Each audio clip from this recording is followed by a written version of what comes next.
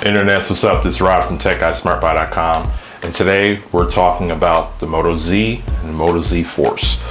We spent a little time with it, so we're gonna let you know everything you need to know about it and if this should be your next Droid or Moto device. So at the core of the design is still Moto's design language, but the details are where things change.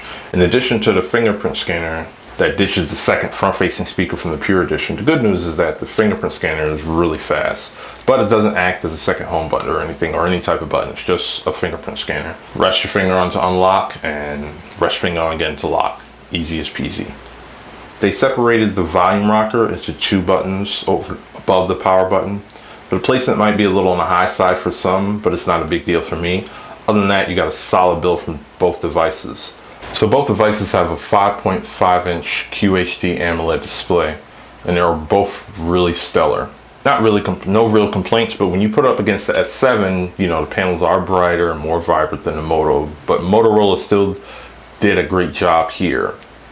And still better than that of the Moto X Pure Edition from last year. So it still gets the silver as like one of the best Android screens there are in the market right now. Now both these guys have the standard 2016 specs in regards to internal. So you have Snapdragon 820 CPU and 4 gigs of RAM. Both my versions are 32 gigs of storage, both expandable up to 2 terabytes with micro SD. There are no complaints on this side, especially with Moto software being damn near pretty much like Google's, where it's light and where it's not too much added stuff. So you can get a pretty smooth Android experience.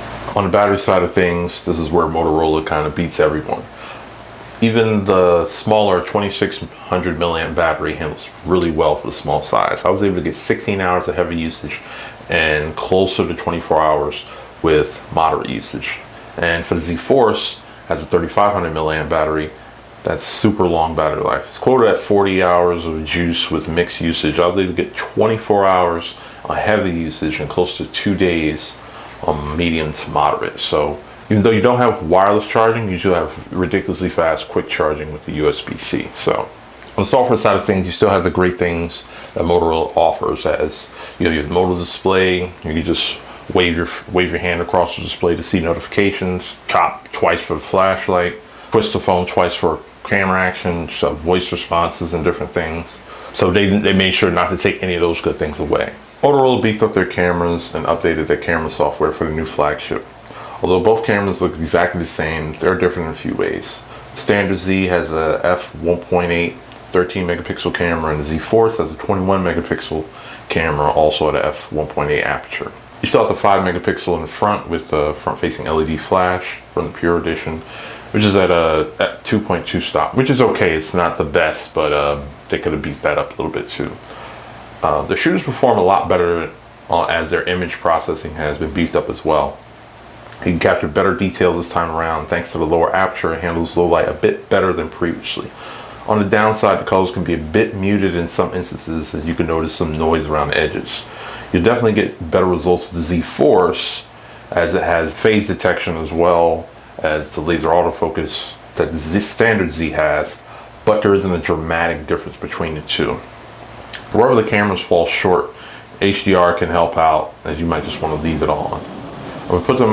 I would put them at a slight step up from HTC's latest shooters, but not quite beating out the S7 yet. And if you're looking for our take on the Moto Mods, that entire system, we have a separate video just for that. So make sure you hit the card, or it'll be in the link below. So wrapping things up, we give these guys an A+.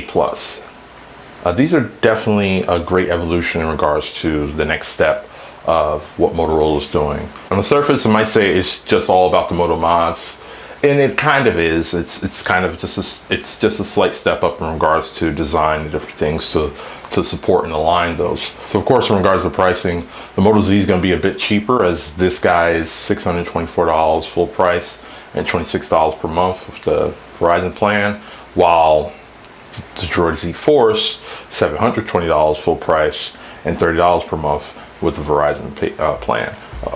Both devices will be out July 28th, and then also on July 28th, you'll be able to trade in your current smartphone to apply up to $300 towards one of these guys. So as always, don't forget to like, share, and subscribe. We appreciate you for doing so. Thank you, and thanks for watching.